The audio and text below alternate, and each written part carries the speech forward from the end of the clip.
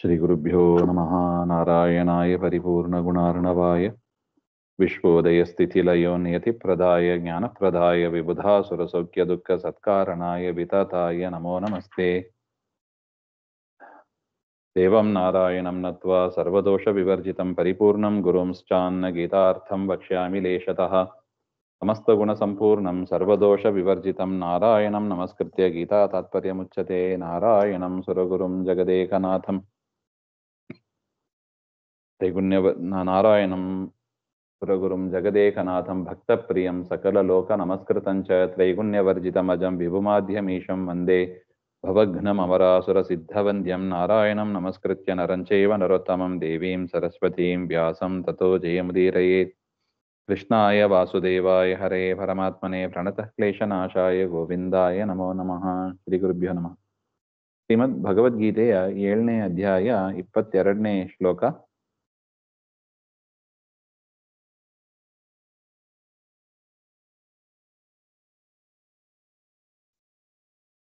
ತತಯಾ ಶ್ರದ್ಧಯಾ ಯುಕ್ತಃ ತಸ್ಯಾರಾಧನಮೀಹತೆ ಲಭತೆ ಚ ತತಃ ಕಾಮಾನ್ ಮಯೈವ ವಿಹಿತಾನ್ ಹಿತಾನ್. ಹಾಗೆ ಅಂತ ಇಂದಿನ ಶ್ಲೋಕದಲ್ಲಿ ಪರಮಾತ್ಮ ಹೇಳಿದ, ಸಾತ್ವಿಕರು ಸಜ್ಜನರು ವಿಷ್ಣು ಭಕ್ತರಾಗಿ ಇರ್ತಾರೆ. ರಾಜಸರು ತಾಮಸರು ಬೇರೆ ದೇವತೆಗಳನ್ನ ಅಥವಾ ಬೇರೆ ಧರ್ಮಗಳನ್ನ ಅವರು ಅನುಸರಿಸಿ ಇರ್ತಾರೆ. ಅವರಿಗೆ ಆ ಒಂದು ದೇವತೆಯಲ್ಲಿಯೇ ಆ ಧರ್ಮಗಳಲ್ಲೇ ಅತೀ ಶ್ರದ್ಧೆ ಭಕ್ತಿ ಬರುವಂತೆ ನಾನೇ ಮಾಡೋದು ಅಂತ ಪರಮಾತ್ಮನೇ ಹೇಳಿದ್ದಾನೆ. ತತಃ ಕಿಂ, ಆಯ್ತು ಮುಂದೆ ಏನು ಹಾಗೆಂದರೆ ಅದಕ್ಕೆ ಪರಮಾತ್ಮ ಹೇಳ್ತಾನೆ,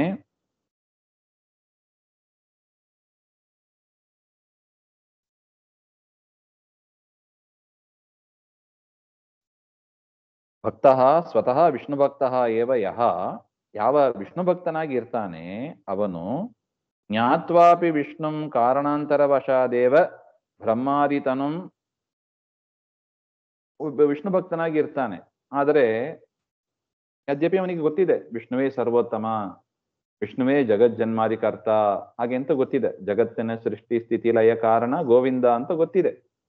ಆದರೂ ಕೂಡ ಬೇರೆ ಯಾವುದೋ ಒಂದು ಬೇರೆ ಯಾವುದೋ ಒಂದು ಕಾರಣದಿಂದ ಅವ್ರು ಏನ್ ಮಾಡ್ತಾರೆ, ಬ್ರಹ್ಮಾದಿಗಳನ್ನ ಕೂಡ ಅವರು ಸ್ತೋತ್ರ ಮಾಡ್ತಾರೆ, ಪೂಜೆ ಮಾಡ್ತಾರೆ. ಪ್ರಾಗ್ವದೇವ. ಆದರೆ ತತಃ ಕ್ರಮೇಣ ಈಶಾನುಗ್ರಹ ಪ್ರಾಪ್ತರು ಗುರೂಪದೇಶ ದ್ವಾರ, ಈ ರೀತಿಯಾಗಿ ವಿಷ್ಣುವನ್ನ ಬಿಟ್ಟು ಅವರು ಬೇರೆ ದೇವತೆಗಳನ್ನ ಸರ್ವೋತ್ತಮ ಅಂತ ಅವರು ಉಪಾಸನೆ ಮಾಡಿದರೂ ಕೂಡ ಏನ್ ಮಾಡ್ತಾನೆ ಪರಮಾತ್ಮ, ಗುರುಗಳ ಮುಖಾಂತರ ಉಪದೇಶ ಮಾಡಿ, ನೋಡಪ್ಪ ಹೀಗಿಲ್ಲ, ವಿಷ್ಣುವೇ ಸರ್ವೋತ್ತಮ, ಶಾಸ್ತ್ರಗಳಲ್ಲಿ ಹಾಗೇ ಇದೆ, ಶಾಸ್ತ್ರಗಳೇ ಪ್ರಮಾಣ. ಅದರಿಂದ ವಿಷ್ಣುವನ್ನೇ ಸರ್ವೋತ್ತಮತ್ವೇನ ಹೆಚ್ಚಿನ ಭಕ್ತಿಯಿಂದ ಬೇರೆಯವ್ರನ್ನ ಉಪಾಸನೆ ಮಾಡಬಾರ್ದು ಅಂತಲ್ಲ, ತಾರತಮ್ಯ ಕ್ರಮವಾಗಿ ಅವರನ್ನ ಉಪಾಸನೆ ಮಾಡಬೇಕು. ಆದರೆ ತಾರತಮ್ಯದಲ್ಲಿ ಮೇಲೆ ವಿಷ್ಣುವನ್ನೇ ಕೂಡಿಸಬೇಕು ಹಾಗೆ ಅಂತ ಗುರುಗಳು ಉಪದೇಶ ಮಾಡ್ತಾರೆ. ಅದು ಕಾಲಕ್ರಮದಲ್ಲಿ ಆಗ್ತದೆ ಆ ರೀತಿಯಾಗಿ. ಯಾಕೆ ಸಜ್ಜನ ಅವನು ಸಾತ್ವಿಕನು, ಕಾರಣ ಯಾವುದೋ ಒಂದು ಕಾರಣ ಬೇರೆ ದೇವತೆಯನ್ನು ಉಪಾಸನೆ ಮಾಡ್ತಾ ಇದ್ದಿದ್ದಾನೆ. ಆದರೆ ಅವನಿಗೆ ಗುರುಪದೇಶ ಮಾಡಿ, ಗುರುಗಳ ದ್ವಾರ ಉಪದೇಶ ಮಾಡಿ, ತಸ್ಯ ಆರಾಧನ ಮೀಹತೆ, ಮತ್ತು ಅವನು ವಾಪಸ್ ಪರಮಾತ್ಮನನ್ನೇ ಸ್ತೋತ್ರ ಮಾಡುವ, ಪರಮಾತ್ಮನನ್ನೇ ಸರ್ವೋತ್ತಮತ್ವೇನ ಪೂಜೆ ಮಾಡುವ ಒಂದು ಅವಕಾಶವನ್ನ ದೇವರು ಅನುಗ್ರಹ ಮಾಡ್ತಾನೆ. ಮಯೈವ ವಿಹಿತಾನ್ ಕಾಮಾನ್ ಲಭತೆ ಚ, ತದನಂತರ ಮೋಕ್ಷಾದಿಗಳನ್ನು ಕೂಡ ಕೊಟ್ಟು ನಾನು ಅನುಗ್ರಹ ಮಾಡ್ತೇನೆ ಅಂತ ಪರಮಾತ್ಮನೇ ಹೇಳ್ತಾನೆ. ನೋಡಿ, ಅದರಿಂದ ಸಜ್ಜನರು ಬೇರೆ ದೇವರನ್ನು ಉಪಾಸನೆ ಮಾಡ್ತಾರೆ, ಚಿಂತೆ ಮಾಡಬೇಡಿ ಅಂತ. ಕಾಲಕ್ರಮೇಣ ದೇವರು ಅವರಿಗೆ ಗುರುಪದೇಶ ದ್ವಾರ ಅವರನ್ನು ಕೂಡ ಸನ್ಮಾರ್ಗದಲ್ಲಿ ಕರೆದೊಯ್ತಾನೆ ಅಂತ ಅರ್ಥ. ಅಂತವತ್ತು ಫಲಂ ತೇಷಾಂ ತದ್ಭವತ್ಯಲ್ಪಮೇಧಸಾಂ ದೇವಾನ್ ದೇವಯಜೋ ಯಾಂತಿ ಮದ್ಭಕ್ತಾ ಯಾಂತಿ ಮಾಮಪಿ ಅನ್ಯದೇವತಾ ಯಾಜಿನಾಮಪಿ ತ್ವತ್ತ ಏವ ಫಲಂ ಚೇತ್ ಕುತಃ ತತ್ಯಾಗೇನ ತದಾರಾಧನಮೇವ ಕಾರ್ಯಂ. ಈಗ ಪರಮಾತ್ಮ ಹಿಂದೆ ಹೇಳಿದ, ನಾನೇ ಅವರಿಗೆ ಶ್ರದ್ಧಾಭಕ್ತಿಗಳನ್ನು ಕೊಟ್ಟು ಬೇರೆ ದೇವತೆಗಳಲ್ಲಿ ಆಸಕ್ತಿ ಉಂಟಾಗುವಂತೆ ಮಾಡ್ತೇನೆ ಹಾಗೆಂತ. ಅದ್ರ ಮೇಲೆ ಪ್ರಶ್ನೆ, ಅಲ್ಲ ನೀನೇ ಎಲ್ಲವನ್ನು ಕೊಟ್ಟು ನೀನೇ ಮಾಡುವುದಾದರೆ ನೀನು ನಿನ್ನ ಆರಾಧನೆಯನ್ನೇ ಯಾಕೆ ಮಾಡಿಸ್ಕೋಬಾರ್ದು, ಅವರ ಆರಾಧನೆಯನ್ನ ಯಾಕೆ ಮಾಡಿಸ್ತೀಯಾ ಹಾಗೆ ಅಂತ. ಪರಮಾತ್ಮನೇ ಮಾಡೋದು ಅಂತ ಆದ ಮೇಲೆ ನಿನ್ನ ಆರಾಧನೆಯನ್ನೇ ಮಾಡಿಸ್ಕೊಂಡ್ಬಿಡೋದು, ಬ್ರಹ್ಮ ರುದ್ರಾದಿಗಳೇ ಸರ್ವೋತ್ತಮ ಅಂತ ಅವರಿಗೆ ಬುದ್ಧಿ ಬರುವಂತೆ ಮಾಡಿ ಆ ರೀತಿಯಾದ ಆರಾಧನೆಯನ್ನು ಯಾಕೆ ಮಾಡಿಸ್ತೀಯಾ ಅಂತ ಪ್ರಶ್ನೆ. ಆಗ ಪರಮಾತ್ಮ ಹೇಳ್ತಾನೆ, ಅಂತ ಬತ್ತು ವಿಷ್ಣೋ ರಮಾ ಬ್ರಹ್ಮಾದಿಭ್ಯ ಪರತ್ವಂ ಜ್ಞಾತ್ವಾ ಅನ್ಯದೇವತಾ ಯಾಜಿನಾಂ. ಯದ್ಯಪಿ ಆ ಜೀವರಿಗೆ ಸಾತ್ವಿಕರಾದ ಜೀವರಾಶಿಗಳಿಗೆ ಏನ್ ಗೊತ್ತಿದೆ, ವಿಷ್ಣುವೇ ದೊಡ್ಡವ, ಬ್ರಹ್ಮರುದ್ರಾದಿಗಳಿಗಿಂತ ರಮಾ ಬ್ರಹ್ಮಾದಿಗಳಿಗಿಂತ ಅವನೇ ದೊಡ್ಡವ ಅಂತ ತಿಳಿದಿದ್ರೂ ಕೂಡ ಅನ್ಯ ದೇವತಾ ಯಾಜಿನ, ಬೇರೆ ದೇವತೆಗಳ ಹತ್ರ ಹೋದ್ರಿ ಪ್ರಾರ್ಥನೆ ಮಾಡ್ತಾರ ಅವರು. ಯದ್ಯಪಿ ಅವರಿಗೆ ಏನ್ ಗೊತ್ತಿದೆ, ವಿಷ್ಣುವೇ ಸರ್ವೋತ್ತಮ, ವಿಷ್ಣುವೇ ಸ್ವತಂತ್ರ, ಬ್ರಹ್ಮರುದ್ರಾದಿಗಳನ್ನ ಬೇಡಿದರೂ ಕೂಡ ದೇವರೇ ವರ ಕೊಡೋದು. ಉದಾಹರಣೆಗೆ ಹಿರಣ್ಯಕಶಿಪುವಿಗೆ ವರ ಕೊಟ್ರು. ಯಾರು ಕೊಟ್ರು? ಬ್ರಹ್ಮದೇವರು ವರ ಕೊಟ್ರು. ಹಿರಣ್ಯಕಶಿಪು ಕೇಳಿದ, ಹೊರಗೂ ಸಾಯಬಾರ್ದು ಒಳಗೂ ಸಾಯಬಾರ್ದು, ದೊಡ್ಡ ಲಿಸ್ಟು. ಅದನ್ನೆಲ್ಲ ಬ್ರಹ್ಮದೇವರು ಏನ್ ಮಾಡಿದ್ರು, ಮನಸಾ ಪರಮಾತ್ಮನಲ್ಲಿ ಫೋನ್ ಮಾಡಿ ಕೇಳಿದರಂತೆ, ಸ್ವಾಮಿ ಈ ತರ ವರ ಕೇಳ್ತಾ ಇದ್ದಾನೆ, ಕೊಡ್ಬಹುದಾ ಹಾಗೆ. ದೇವರು ಓಕೆ ಕೊಡು ಹಾಗೆ ಅಂತ ಹೇಳಿದ ಮೇಲೆ ಬ್ರಹ್ಮದೇವರು ಆ ವರವನ್ನು ಕೊಡ್ತಾರೆ. ಇದೇ ಪ್ರಸಂಗ ಎಲ್ಲಾ ಕಡೆನೂ ಇದೇ ತರನ ಇಟ್ಕೋಬೇಕು. ದೇವರ ಪ್ರೇರಣೆ ಇಲ್ಲದೆ, ದಿಯೋಯೋನ ಪ್ರಚೋದಯ, ದೇವರ ಒಂದು ಪ್ರಚೋದನೆ ಇಲ್ಲದೆ ಯಾರೂ ವರವನ್ನ ಕೂಡ ಕೊಡ್ಲಿಕ್ಕೆ ಸಾಧ್ಯ ಇಲ್ಲ. ವರದೇಶ ವರಪ್ರದಂ ಅಂತ ಹೇಳ್ತಾರೆ ನೋಡಿ ಆಚಾರ್ಯರು. ಅದರಿಂದ ಒಂದು ವ್ಯಕ್ತಿಗೆ ಸಾತ್ವಿಕ ಜೀವ, ವಿಷ್ಣು ಸರ್ವೋತ್ತಮ ಅಂತ ಗೊತ್ತಿದೆ, ಲಕ್ಷ್ಮೀ ಬ್ರಹ್ಮಾದಿಗಳಿಗಿಂತ ಕೂಡ ಪರಮಾತ್ಮ ಉತ್ತಮನಾಗಿದ್ದಾನೆ ಅಂತ ಜ್ಞಾನ ಇದೆ. ಹಾಗಿದ್ರೂ ಕೂಡ ಅವನು ಬೇರೆ ದೇವತೆಯನ್ನ ಹೋಗಿ ಪ್ರಾರ್ಥನೆ ಮಾಡ್ತಾನೆ. ಅವರಿಗೆ ಏನಾಗ್ತದೆ ಹಾಗೆಂದ್ರೆ, ತೇಷಾಂ ಫಲಂ ಅಂತವದೇವ, ಬೇರೆ ದೇವತೆಗಳನ್ನ ಪ್ರಾರ್ಥನೆ ಮಾಡಿದ್ದರಿಂದ ಅವರಿಗೆ ಸಿಗತಕ್ಕ ಫಲವೂ ಕೂಡ ಕೊನೆ ಉಳ್ಳದ್ದೇ ಆಗಿದೆ. ಅಂದ್ರೆ ಏನರ್ಥ, ಅನಿತ್ಯವಾದ ಫಲವನ್ನೇ ಆ ದೇವತೆಗಳ ಮುಖಾಂತರ ನಾನು ಕೊಡಿಸ್ತೇನೆ. ಯದ್ಯಪಿ ನಾನೇ ಕೊಡಿಸೋದು, ಡೈರೆಕ್ಟ್ ಆಗಿ ನನ್ನನ್ನು ಕೇಳಿದ್ರು ಸರಿ, ದೇವತೆಗಳ ದ್ವಾರ ಕೇಳಿದ್ರು ಸರಿ. ಆದ್ರೆ ಆ ತಿಳುವಳಿಕೆ ಇದು ನೋಡಿ, ನನ್ನನ್ನು ಬಿಟ್ಟು ಬೇರೆಯವರನ್ನ ಕೇಳ್ತಾರಲ್ಲ ಅವರಿಗೆ ನಾನು ಅನಿತ್ಯವಾದದನ್ನೇ ಕೊಡಿಸ್ತೇನೆ. ಅದಕ್ಕೆ ಹೇಳಿದ್ದು, ಮೋಕ್ಷ ಬೇಕು ಅಂದ್ರೆ ಅದು ನಿತ್ಯವಾದದ್ದು. ನಿತ್ಯವಾದದ್ದು ಬೇರೆ ದೇವತೆಗಳು ಕೊಡ್ಲಿಕ್ಕೆ ಸಾಧ್ಯ ಇಲ್ಲ. ನಿತ್ಯವಾದದನ್ನ ಕೊಡೋದು ಪರಮಾತ್ಮ ಒಬ್ಬನೇ. ಅನಿತ್ಯವಾದದನ್ನ ಬೇರೆ ದೇವತೆಗಳು ಕೊಡ್ತಾರೆ ನೋಡಿ. ದೀರ್ಘ ಆಯುಷ್ಯ ಕೊಡ್ತಾರೆ, ಒಳ್ಳೆ ಸಂಪತ್ತು ಬೇಕು ಕೊಡ್ತಾರೆ. ಯಾಕೆ? ಅವೆಲ್ಲ ನಿತ್ಯ ಅಲ್ಲ.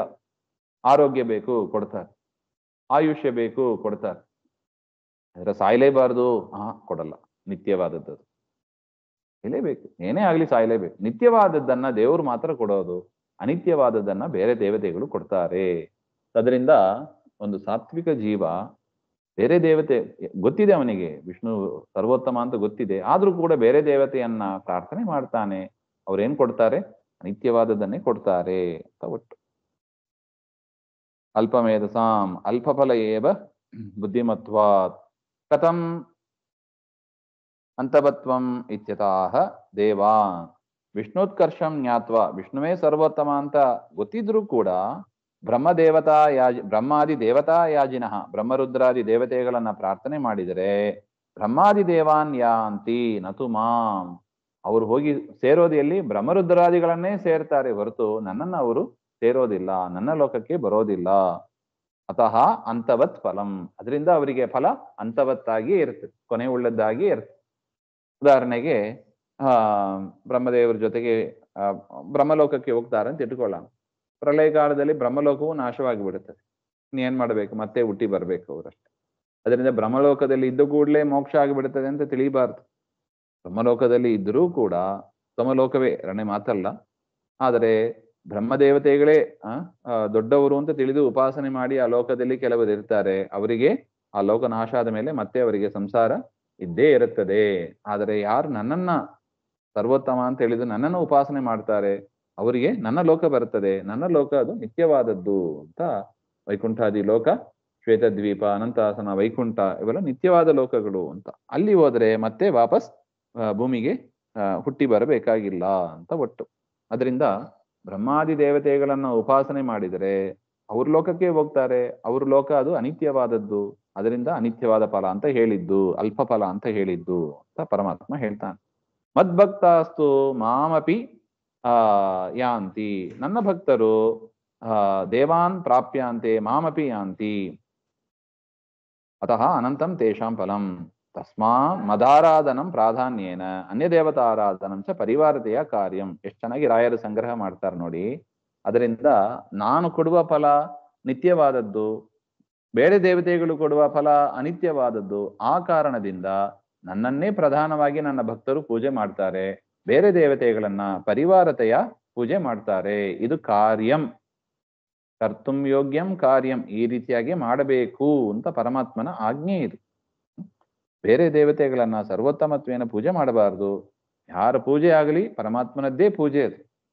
ಶೇಷ ನರ್ಗ ಚತುರ್ಥಿಯಿಂದ ನಾಗರ ಚತುರ್ಥಿ ಅಂತ ಮಾಡ್ತೀವಿ, ಗರುಡ ಪಂಚಮಿ ಅಂತ ಮಾಡ್ತೀವಿ, ಗಣಪನ ಹಬ್ಬ ಅಂತ ಮಾಡ್ತೀವಿ. ಯಾರದೇ ಪೂಜೆ ಆಗಲಿ ಅದು ಯಾರ ಪೂಜೆ?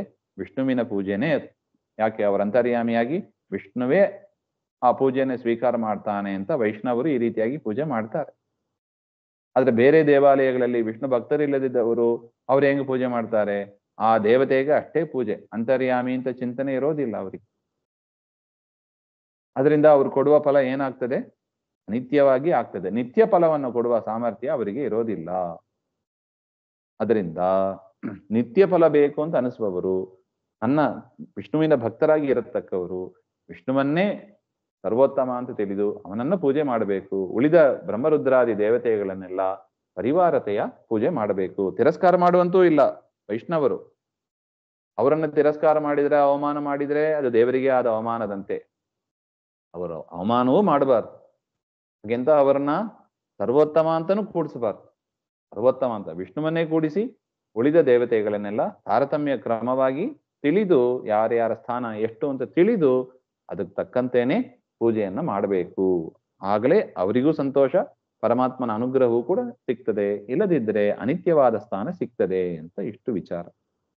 ಅವ್ಯಕ್ತಂ ವ್ಯಕ್ತಮಾಪನ್ನಂ ಮನ್ಯಂತೆ ಮಾಮಬುದ್ಧಯಃ ಪರಂ ಭಾವಮಜಾನಂತೋ ಮಮಾವ್ಯಯಮನುತ್ತಮಂ.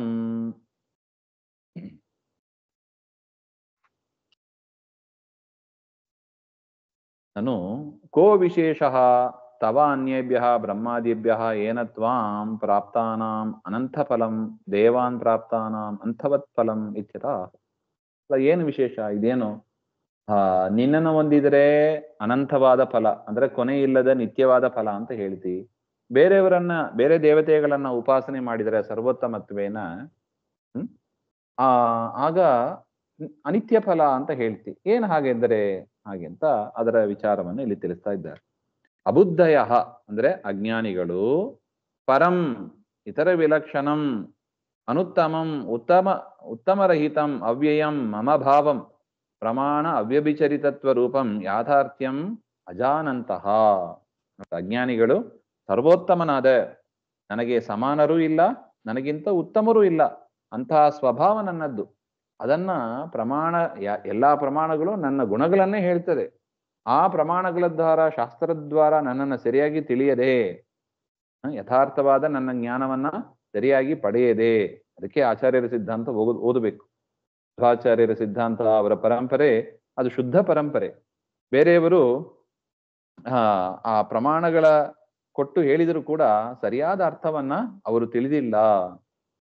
ಅವರು ಮತ ಪ್ರಕಾರ ಪರಬ್ರಹ್ಮನಲ್ಲಿ ದೋಷವೇ ಬಂದ್ಬಿಡುತ್ತದೆ, ಅಂತಹ ವ್ಯಾಖ್ಯಾನಗಳನ್ನು ಮಾಡ್ತಾರೆ. ನನ್ನಲ್ಲಿ ಯಾವ ದೋಷ ಇಲ್ಲ ಹಾಗೆ ಅಂತ ಶಾಸ್ತ್ರದ ಮುಖಾಂತರ ಯಾರು ತಿಳಿತಾರೋ ಅವರು ಜ್ಞಾನಿಗಳು. ಶ್ರೀಮನ್ ಮಧ್ವಾಚಾರ್ಯರ ಮಧ್ಯಕ್ಕೆ ಮಧ್ವ ಸಿದ್ಧಾಂತ ಅಂತ ಹೇಳೋರು. ಉಳಿದವುದು ಎಲ್ಲವೂ ಕೂಡ ಆ ಪರಮಾತ್ಮನಲ್ಲೇ ದೋಷವನ್ನು ಹೇಳ್ತಾರೆ ಅವರು. ಅದರಿಂದ ಅಜ್ಞಾನಿಗಳು, ಅಂತಹ ಅಜ್ಞಾನಿಗಳು ಅವ್ಯಕ್ತಂ ಕಾರ್ಯದೇಹಾದಿಹೀನಂ ಮಾಂ ವ್ಯಕ್ತಿ ಮಾಪನ್ನಂ ಮನ್ಯಂತೆ. ಅವ್ಯಕ್ತನಾದ ಅಂದ್ರೆ ಬಂಧನ ಇಲ್ಲದ ನನಗೆ ವ್ಯಕ್ತಿಂ ಕಾರ್ಯದೇಹಾದಿಯುಕ್ತಂ, ದೇವರಿಗೂ ಕೂಡ ಪುಣ್ಯ ಪಾಪ ಇದೆ, ಅದರಿಂದಲೇ ಇಂತಹ ಒಂದು ಕಾರ್ಯವನ್ನು ಅನುಭವಿಸಬೇಕಾಗಿತ್ತು. ನೋಡಿ, ಶ್ರೀನಿವಾಸ ಕಲ್ಯಾಣದಲ್ಲಿ ಪರಮಾತ್ಮ ದೂರ ಹೋದ ಅಂತ ಹೇಳ್ತಾರೆ. ಲಕ್ಷ್ಮೀದೇವಿ ದೂರ ಹೋದಳು. ಯಾಕೆ? ಅವನ ಪ್ರಾರಬ್ಧ, ದೇವರಿಗೂ ಪ್ರಾರಬ್ಧ ಅಂತ ಹೇಳಿಬಿಡ್ತೀವಿ ನಾವು. ಅವನ ಕರ್ಮ ದೇವರ ಕರ್ಮ. ಅಲ್ಲರಿ, ದೇವರಿಗೆ ಎಲ್ಲಿಂದ ಕರ್ಮ? ಎಲ್ಲರ ಕರ್ಮವನ್ನು ನಿಯಮನ ಮಾಡುವವ ದೇವರು. ದೇವರಿಗೆ ಕರ್ಮ ನೋಡಿ, ಹೆಂಡತಿಯನ್ನು ಬಿಟ್ಟು ಹೋಗಬೇಕಾಗಿತ್ತು ಹಾಗೆಂತೆಲ್ಲ ಹೇಳಿಬಿಡ್ತಾರೆ. ಅದು ಅಜ್ಞಾನಿಗಳು ಹೇಳುವ ವಿಚಾರ ಅದು. ರಾಮ ನೋಡಿ, ಅವನ ಕರ್ಮ ಏನ್ ಮಾಡಿದ? ಸ್ಥಿತಿಯನ್ನ ಕಳ್ಕೋಬೇಕಾಗಿತ್ತು. ಹೀಗೆ ಅಂತ ಅಜ್ಞಾನಿಗಳು ನನ್ನ ಕರ್ಮದ ಬಾಧೆ ಇಲ್ಲದಂತ, ಪ್ರಕೃತಿಯ ಗುಣಗಳು ಅದರ ಸಂಪರ್ಕ ಇಲ್ಲದಂತ ನನ್ನನ್ನೇ ಕರ್ಮದಿಂದ ಬಂಧನಾದವ, ದೋಷಗಳು ಉಳ್ಳವ ಹಾಗೆ ಅಂತ ತಪ್ಪಾಗಿ ತಿಳಿತಾರೆ ಅಜ್ಞಾನಿಗಳು. ನಾನೇ ಜಗತ್ತಾಗಿ ಪರಿಣಾಮ ಹೊಂದಿದ್ದೇನೆ, ನಾನೇ ಜಗತ್ತಾಗಿದ್ದೇನೆ ಹಾಗೆ ಅಂತೆಲ್ಲ ತಿಳಿತಾರೆ. ಇದೆಲ್ಲ ಪ್ರಮಾಣ ವಿರುದ್ಧವಾದದ್ದು. ನನ್ನಲ್ಲಿ ಕರ್ಮ ಇದೆ ಅಂತ, ಕರ್ಮದ ಬಂಧನ ಇದೆ ಹಾಗೆ ಅಂತೆಲ್ಲ ಹೇಳೋರುಂಟು. ಅದೆಲ್ಲ ಅಜ್ಞಾನಿಗಳು ಅಂತ ಅರ್ಥ. ಅದರಿಂದ ಅವರಿಗೆ ಕೊಡತಕ್ಕ ಫಲ ಆ ರೀತಿಯಾಗಿ ಇರುತ್ತದೆ ಅಂತ ಅದರ ಅಭಿಪ್ರಾಯ.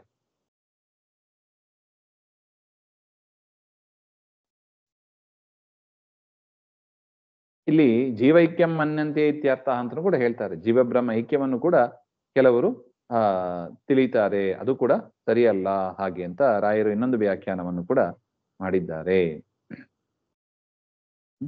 ಅದರಿಂದ ಪರಮಾತ್ಮನನ್ನ ಉಪಾಸನೆ ಮಾಡುವುದು, ಮಾಡಿದ ಕರ್ಮವನ್ನ ಕೃಷ್ಣಾರ್ಪಣೆ ಹೇಳೋದು ಅದು ಸರಿಯಾದ ಕ್ರಮ.